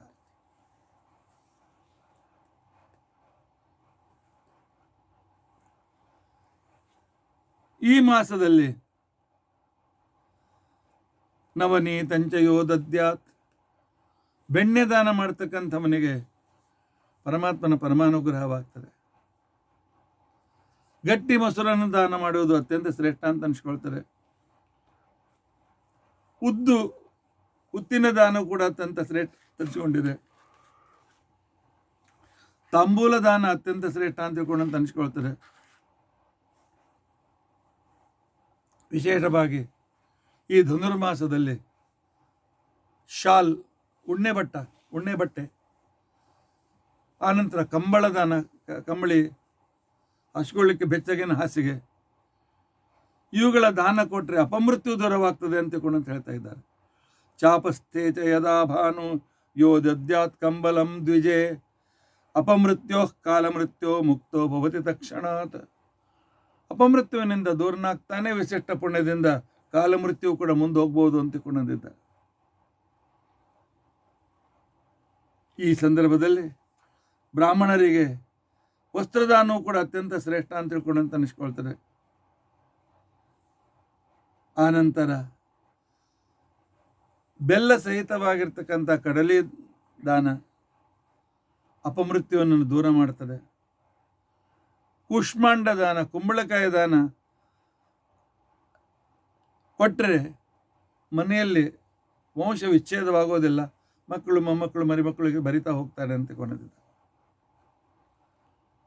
ಈ ಮಾಸದಲ್ಲಿ ತೆಂಗಿನಕಾಯಿ ದಾನವನ್ನು ಕೊಟ್ಟರೆ 7 ಜನ್ಮ ದಾರಿದ್ರ್ಯ ಬರೋದಿಲ್ಲ ಅಂತ ಹೇಳ್ತಾ ಇದೆ. ನಾರಿಕೇಲ ಫಲಂ ಚೈವ ವಿಪ್ರಪರ್ಯಾಯ ಧೀಮತೆ ಸಪ್ತ ಜನ್ಮ ಭಯದ್ವಿಪ್ರೋ ಧನಾಢ್ಯೋ ವೇದಪಾರಗ ಅಂತ ಹೇಳಿದ್ರು. ಆದ್ದರಿಂದಾಗಿ ಈ ತಿಂಗಳಲ್ಲಿ ಒಟ್ಟು ದಾನ ಅಂತ ತಿಳ್ಕೊಂಡಂತೇನಿದೆ, ಇದು ಬಹಳ ಶ್ರೇಷ್ಠ ಅಂತ ತಿಳ್ಕೊಂಡಂತ ಅನಿಸ್ಕೊಳ್ತದೆ ಅಂತ ತಿಳ್ಕೊಂಡಂತ ಹೇಳಿದ್ದಾರೆ. ಈ ರೀತಿಯಾಗಿ ಸ್ವಯಂಪಾಕಿ ಬ್ರಾಹ್ಮಣನಿಗೆ ಊಟಕ್ಕೆ ಹಾಕ್ತಕ್ಕಂಥದ್ದು ಬಹಳ ಶ್ರೇಷ್ಠ ಅಂತ ತಿಳ್ಕೊಂಡಂತ ಹೇಳಿದ್ದಾರೆ. ಅದರಲ್ಲಿಯೂ ಕೂಡ ಧನುರ್ಮಾಸದಲ್ಲಿ ವ್ಯತಿಪಾತ ಯಾವಾಗ ಬರ್ತಾರೆ, 5 ಜನವರಿಗೆ ಬರಲಿಕ್ಕಿದೆ. ಜನವರಿ 5ನೇ ತಾರೀಕಿಗೆ ವ್ಯತಿಪಾತ ಯೋಗ ಇದೆ, ಧನುರ್ವ್ಯತಿಪಾತ ಯೋಗ. ಅವತ್ತಿನ ದಿವಸ ಬ್ರಾಹ್ಮಣರನ್ನು ಕರೆದು ಧನುರ್ಮಾಸದ ರೀತಿಯಲ್ಲಿ ಮಾಡಿಸಿದರೆ, ಧನುರ್ಮಾಸದ ಬ್ರಾಹ್ಮಣ ಭೋಜನವನ್ನು ಮಾಡಿಸಿದರೆ ಅತಿ ಶ್ರೇಷ್ಠ ಪುಣ್ಯ ಅಂತ ತಿಳ್ಕೊಂಡಂತ ಹೇಳ್ತಾರೆ. ಸಮಾನ ಪುಣ್ಯವೇ ಇಲ್ಲ. ಎಲ್ಲ ಪಿತೃಗಳು ಉದ್ಧತರಾಗಿ ಪಿತೃಗಳ ಆಶೀರ್ವಾದದಿಂದ ನಮಗೆ ಸಂಪತ್ತು, ಸಂತತಿ, ಮೊಮ್ಮಕ್ಕಳು ಮರಿಮಕ್ಕಳು ಎಲ್ಲರೂ ಸುಖವಾಗಿರ್ತಾರೆ ಅಂತ ತಿಳ್ಕೊಂಡಂತೇಳಿ ಈ ಪಂಚರಾತ್ರದಲ್ಲಿ ಬಂದಿರತಕ್ಕಂಥ ಧನುರ್ಮಾಸ ಮಹಾತ್ಮೆ ಹೇಳ್ತಾರೆ. ಈ ವ್ಯತಿಪಾತ ಅಂದ್ರೆ ಏನು? ಯಾವ ದಿನ ರವಿವಾರ ಅಮಾವಾಸ್ಯೆ ಬರ್ತದೆ,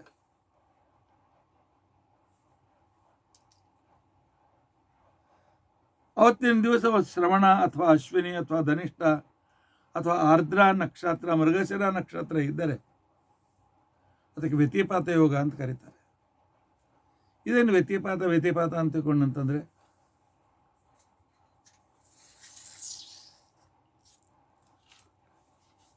ಕಿರಣಗಳಿಗೆ ವಿ ಅಥವಾ ವ್ಯ ಅಂತ ತಿಳ್ಕೊಂಡಂತ ಹೆಸರು. ವಿ ಅಂದರೆ ಕಿರಣ ಅಂತ ಅರ್ಥ. ಸೂರ್ಯನ ಕಿರಣ, ಚಂದ್ರನ ಕಿರಣ ಯಾವಾಗ ಅಂದರೆ ಅವರಿಬ್ಬರ ದೃಷ್ಟಿ ಯಾವ ನಕ್ಷತ್ರದಲ್ಲಿ ಇರ್ತದೆ ಆಗ ಆ ದಿನಕ್ಕೆ ವ್ಯತಿಪಾತ ಅಂತ ತಿಳ್ಕೊಂಡಂತ ಹೆಸರು. ಇಬ್ಬರ ಕಿರಣಗಳ ಪಾತ ಒಂದೇ ಕಡೆಗೆ ಯಾವಾಗ ಆಗ್ತದೆ ಅದು ವ್ಯತಿಪಾತ ಅಂತ ತಿಳ್ಕೊಂಡಂತ ಅನಿಸ್ಕೊಳ್ತದೆ. ಭೀಕರವಾದ ಸೂರ್ಯನ ಕಿರಣ, ಅಷ್ಟೇ ತಂಪಾಗಿರ್ತಕ್ಕಂಥ ಚಂದ್ರನ ಕಿರಣ, ಚಂದ್ರಾರ್ಕಯೋ ನಯನ ವೀಕ್ಷಣ ಜಾತ ಮೂರ್ತಿ ಕಾಲಾನಲದ್ಯುತಿ ನಿಭ ಪುರುಡೋತಿ ರೌದ್ರ. ವ್ಯತಿಪಾತ ಪುರುಷನ ವರ್ಣನೆ ಈ ರೀತಿಯಾಗಿ ಬರ್ತದೆ. ಸೂರ್ಯ ಚಂದ್ರರ ದೃಷ್ಟಿಯಿಂದ ಯುಕ್ತನಾದ ದೃಷ್ಟಿ, ಇಬ್ಬರ ದೃಷ್ಟಿ ಒಂದೇ ನಕ್ಷತ್ರದಲ್ಲಿರುವಾಗ ಹುಟ್ಟಿರ್ತಕ್ಕಂಥ ವ್ಯಕ್ತಿಯೇ ನೀನು. ಜಗತ್ತನ್ನೇ ಪ್ರಳಯ ಕಾಲದ ಅಗ್ನಿಯನ್ನು ಸುಡುವಂತಹ ಅಂತಹ ಒಳ್ಳೆಯ ಕಾಂತಿಯಿಂದ ಯುಕ್ತನಾಗಿರ್ತಕ್ಕಂತಹ ಅತಿ ರೌದ್ರನಾದ ವ್ಯಕ್ತಿ ಅಂತ ತಿಳ್ಕೊಂಡು ಅಂತ ಹೇಳಿದ್ದಾರೆ. ಶ್ರವಣಾಶ್ವಿ ಧನಿಷ್ಠಾದ್ರ ನಾಗ ದೇವತಮಸ್ತಕೈ ಯದ್ಯಮ ರವಿವಾರೇಣ ವ್ಯತಿಪಾತಸ್ಸ ಉಚ್ಯತೆ ಅಂತ ತಿಳ್ಕೊಂಡಂತಂದಾಗ ಶ್ರವಣ, ಅಶ್ವಿನಿ, ಧನಿಷ್ಠ ಅಥವಾ ಆರ್ದ್ರಾನ್ ಮತ್ತು ಮೃಗಶಿರ ನಕ್ಷತ್ರದ ದಿನ ರವಿವಾರ ಇದ್ದಾಗ ಅಮಾವಾಸ್ಯೆ ಬಂದರೆ ಅದು ಕೂಡ ಅತ್ಯಂತ ಶ್ರೇಷ್ಠ ವ್ಯತಿಪಾತ ಅಂತ ತಿಳ್ಕೊಂಡಂತೇಳಿ ಅಂತಾರೆ. ಅದರಲ್ಲಿ ಶುಕ್ಲ ಪಕ್ಷ ವ್ಯತಿಪಾತ ಇದು ಅತ್ಯಂತ ಶ್ರೇಷ್ಠವಾಗಿರ್ತಕ್ಕಂಥದ್ದು ಹೊಂದಿದ್ದಾರೆ. ಅಷ್ಟೇ ಅಲ್ಲ, ಈ ಯೋಗಗಳು 27 ಯೋಗಗಳು, ಅದರಲ್ಲಿ 17ನೇ ಯೋಗ ವ್ಯತಿಪಾತ ಯೋಗ. ಈ ವ್ಯತಿಪಾತ ದಿನ ಕೊಟ್ಟಿರ್ತಕ್ಕಂತಹ ದಾನ ಧರ್ಮಾದಿಗಳು ಅಂತೇನಿವೆ ಅನಂತ ಫಲವನ್ನು ಕೊಡ್ತವೆ ಅಂತ ತಿಳ್ಕೊಂಡಂತ ಇದ್ದಾರೆ. ಅಸಂಖ್ಯೇಯಂ ವ್ಯತಿಪಾತೆ ದಾನಂ ವೇದ ವಿಧೋ ವಿಧು ಅಂತ ತಿಳ್ಕೊಂಡಂತೇಳಿ ಪುರಾಣ ಹೇಳ್ತಾ ಇದೆ. ಹುಗ್ಗಿಯಲ್ಲಿ ಇರಬೇಕಾಗಿರ್ತಕ್ಕಂಥ ವಸ್ತುಗಳ ವಿವರಣೆ ಈ ರೀತಿಯಾಗಿದೆ. ಹೆಸರು ಬೇಳೆ, ಅಕ್ಕಿ, ಬೆಲ್ಲ, ಶುಂಠಿ, ಏಲಕ್ಕಿ, ತುಪ್ಪ ಮತ್ತು ಮೊಸರು. ಅದ್ರಲ್ಲಿ ಮಿಕ್ಸ್ ಮಾಡಬಾರ್ದು, ಉಳಿದು ಅದನ್ನು ನಂತರ ಪ್ರತ್ಯೇಕವಾಗಿ ಪಾತ್ರೆಯಲ್ಲಿ ಕೊಡಬೇಕು. ಆಗಲೇ ನಾನು ಹೇಳಿದಂತೆ ಮುದ್ಗಂ ತಂಡುಲ ಮಾನಸ್ಯಾತ್, ಅಕ್ಕಿಗಿಂತ 2 ಪಟ್ಟು ಹೆಸರು ಬೇಳೆ ಇದ್ದರೆ ಅದು ಬಹಳ ಶ್ರೇಷ್ಠ ಅಂತ ತಿಳ್ಕೊಂಡು ಅಂತೇಳಿ ಅಂದಿದ್ದಾರೆ. ಈ ಧನುರ್ಮಾಸದಲ್ಲಿ ದೇವರಿಗೆ ಯಾರು ಹುಗ್ಗಿಯ ನೈವೇದ್ಯವನ್ನು ಕೊಡೋದಿಲ್ಲ, ಎಲ್ಲರಿಗೂ ಆಗ್ತದೆ ನಮ್ಮ ಕಡೆಯಿಂದ ಅಂತಿಕೊಂಡಂತಾನೆ. ಎಷ್ಟು ದಾರಿದ್ರ್ಯ ಬುದ್ಧ್ಯ ಮುದ್ಗಾನ್ನಂನ ನಿವೇದಯೇತ, ಅಂತಹ ವ್ಯಕ್ತಿಗೆ ಮುಂದಿನ ಜನ್ಮಗಳಲ್ಲಿ ದಾರಿದ್ರ್ಯವನ್ನು ಅನುಭವಿಸ್ಬೇಕಾಗ್ತದೆ ಅಂತ ತಿಳ್ಕೊಂಡಂತೇಳಿ ಶಾಸ್ತ್ರ ನಮಗೆ ತಿಳಿಸಿ ಹೇಳ್ತಾ ಇದೆ. ವ್ಯತಿಪಾತ ಧನುರ್ಮಾಸದಲ್ಲಿ ಬರುವ ವ್ಯತಿಪಾತದ ದಿನ ಉಳಿದ ವ್ಯತಿಪಾತದ ದಿನಕ್ಕೂ ತರ್ಪಣ ಕೊಡಬೇಕು. ಧನುರ್ಮಾಸದಲ್ಲಿ ಬಂದಿರತಕ್ಕಂಥ ವ್ಯತಿಪಾತದ ದಿನ ಅಂತ ತಿಳ್ಕೊಂಡಂತೇನಿದೆ. ವ್ಯತಿಪಾತ ಮಹಾಸತ್ವ ಸರ್ವಪಾಪ ಪ್ರಣಾಶನ ಸಹಸ್ರಭಾವೋ ವಿಶ್ವಾತ್ಮನ್ ಗ್ರಹಣಾರ್ಘ್ಯಂ ನಮೋಸ್ತುತೆ. ಈ ಮಂತ್ರವನ್ನು ಹೇಳಿ ವ್ಯತಿಪಾತಕ್ಕೆ ಅರ್ಘ್ಯವನ್ನು ಕೊಡಬೇಕು. ವ್ಯತಿಪಾಸ್ತ ನಮಸ್ತೆಸ್ತು ನಮಸ್ತೆ ವಿಶ್ವಮಂಗಲ ವಿಷ್ಣು ಚಕ್ರ ಸ್ವರೂಪಾಯ ನಮಸ್ತೆ ದಿವ್ಯ ತೇಜಸ್ಸೆ. ಸುದರ್ಶನ ಚಕ್ರದಂತೆ ಹೊಳೆಯುವ ಕೆಲವು ವ್ಯತಿಪಾತ ಪುರುಷನಿಗೆ ನಮಸ್ಕಾರ ಅಂತ ತಿಳ್ಕೊಂಡಂತೇಳಿ ನಮಸ್ಕಾರ ಮಾಡಬೇಕು. ವಿಷ್ಣು ಪ್ರಿಯ ವ್ಯತಿಪಾತ ಪಿತೃಣಾಂ ಅನೃಣಪ್ರದ ಪಿತೃಣಾಂ ಮಮ ವೈಕುಂಠಂ ಪ್ರಯಚ್ಛ ಭಗವನ್ಮಮ ಅಂತ ತಿಳ್ಕೊಂಡಂತೇಳಿ ತರ್ಪಣ ಕೊಡಬೇಕು. ವಿಷ್ಣು ಪ್ರಿಯನಾದ ವ್ಯತಿಪಾತವೇ ಪಿತೃಋಣದಿಂದ ನನ್ನನ್ನು ಮುಕ್ತನನ್ನಾಗಿ ಮಾಡತಕ್ಕಂಥ ವ್ಯಕ್ತಿ ನೀನು. ನಮ್ಮ ಪಿತೃಗಳಿಗೆ ಉತ್ತಮವಾದ ವೈಕುಂಠದಲ್ಲಿ ಅವಕಾಶವನ್ನು ಮಾಡಿಕೊಡು ಅಂತ ತಿಳ್ಕೊಂಡಂತೇಳಿ ಅದಕ್ಕೆ ಕೊಡಬೇಕು. ತತ್ಪ್ರಸಾದೇನ ಮೇ ಭಕ್ತಿ, ನಿನ್ನ ಅನುಗ್ರಹದಿಂದ ಪರಮಾತ್ಮನಲ್ಲಿ ಭಕ್ತಿ ನನಗೆ ಹೆಚ್ಚಾಗಲಿ. ಯಾವುದೇ ಬೇಡಿಕೆ ಇಲ್ಲದೆ ಇರತಕ್ಕಂತಹ ಅಮಲವಾದ ಭಕ್ತಿ ಪರಮಾತ್ಮನಲ್ಲಿ ನಮಗೆ ಉಂಟಾಗಲಿ.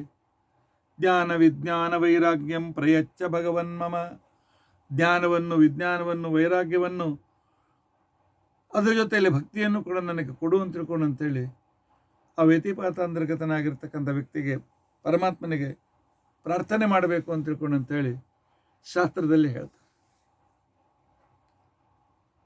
ಈ ರೀತಿಯಾಗಿ ಧನುರ್ಮಾಸದಲ್ಲಿ ಮಾಡುವ ಈ ಒಂದು ಕಾರ್ಯಕ್ಕೆ ಬಹಳ ಮಹತ್ವ ಇದೆ. ಕೊನೆಗೆ ಅಕ್ಕಿ ಇತ್ಯಾದಿಗಳಿಗೆ ದುಡ್ಡನ್ನಾದರೂ ಕಳಿಸಿ ಬ್ರಾಹ್ಮಣರಿಗೆ ಕರೆದು ಇದರಿಂದ ನೀವು ಅಕ್ಕಿ ಮತ್ತು ಹೆಸರುಬೇಳೆಯನ್ನು ಮತ್ತು ಹುಗ್ಗಿಗೆ ಬೇಕಾದ ವಸ್ತುಗಳನ್ನು ಮಾಡಿ ಧನುರ್ಮಾಸದಲ್ಲಿ ಭಗವಂತನಿಗೆ ನಮ್ಮ ಪರವಾಗಿ ನೈವೇದ್ಯವನ್ನು ತೋರಿಸಿ ಅಂತ ತಿಳ್ಕೊಂಡಂತಂದು ಕೊಡ್ಲಿಕ್ಕೆ ಬರ್ತದೆ. ಆದರೆ ಒಟ್ಟು ಧನುರ್ಮಾಸದ ನಿಯಮದಿಂದ ವಂಚಿತನಾಗಬಾರ್ದು ಅಂತನ್ನೋ ವಿಚಾರ ಪಂಚರಾತ್ರಾಗಮದಲ್ಲಿ ಬಂದಿರತಕ್ಕಂಥ ವಿಚಾರ ಸಂಕ್ಷಿಪ್ತವಾಗಿ ನಿಮ್ಮ ಎದುರಿಗೆ ಹೇಳಲಾಗಿದೆ. ನಾವು ನೀವೆಲ್ಲ ಈ ಧನುರ್ಮಾಸದ ವ್ರತವನ್ನು ಪರಿಪಾಲಿಸೋಣ, ಭಗವಂತನ ಪರಮಾನುಗ್ರಹವಾಗುವಂತೆ ನೋಡಿಕೊಳ್ಳೋಣ. ಪರಮಾತ್ಮ ನಮ್ಮ ಕಡೆಯಿಂದ ಸತ್ಕರ್ಮ ಮಾಡತ್ಲಿ ಅಂತಕೊಂಡಂತ ಹೇಳ್ತಾ ಈ ಪ್ರವಚನವನ್ನು ಗುರುವಂತರ್ಗತ ಭಾರತೀಯ ಮುಖ್ಯ ಪ್ರಾಣ ಅಂತರ್ಗತ ಭಗವಂತನಿಗೆ ಸಮರ್ಪಿಸ್ತಾ ಇದ್ದೇನೆ. ಶ್ರೀಕೃಷ್ಣಾರ್ಪಣಮಸ್ತು. ಅಕ್ಷಯಂ ಉಗ್ರಂ ವೀರಂ ಮಹಾವಿಷ್ಣುಂ ಜ್ವಲಂತಂ ಸರ್ವತೋಮುಖಂ ನೃಸಿಂಹಂ ಭೀಷಣಂ ಭದ್ರಂ ಮೃತ್ಯುಂ ನಮಾಮ್ಯಹಂ. ಅಚ್ಯುತಾನಂತ ಗೋವಿಂದ ಸ್ಮೃತಿ ಮಾತ್ರಾರ್ತಿನಾಶನ ರೋಗಾನ್ಮೇ ನಾಶಯ ಶೇಷಾನ್ ಆಶು ಧನ್ವಂತರೇ ಹರೆ. ಅಕ್ಷಯಂ ಕರ್ಮ ಯಸ್ಮಿನ್ ಪರೇ ಸ್ವರ್ಪಿತಂ ಪ್ರಕ್ಷಯಂ ಯಾಂತಿ ದುಃಖಾನಿ ಅನ್ನಾಮತಃ. ಅಕ್ಷರೋ ಯೋಜರ ಸರ್ವದೇವಾಮೃತಃ ಕುಕ್ಷಿಗಂ ಯಸ್ಯ ವಿಶ್ವಂ ಸದಾ ಜಾಧಿಕಂ ಪ್ರೀಣಯಾಮೋ ವಾಸುದೇವಂ ದೇವತಾ ಮಂಡಲ ಖಂಡಮಂಡನಂ. ಶ್ರೀಕೃಷ್ಣಾರ್ಪಣಮಸ್ತು. ಶ್ರೀಕೃಷ್ಣ.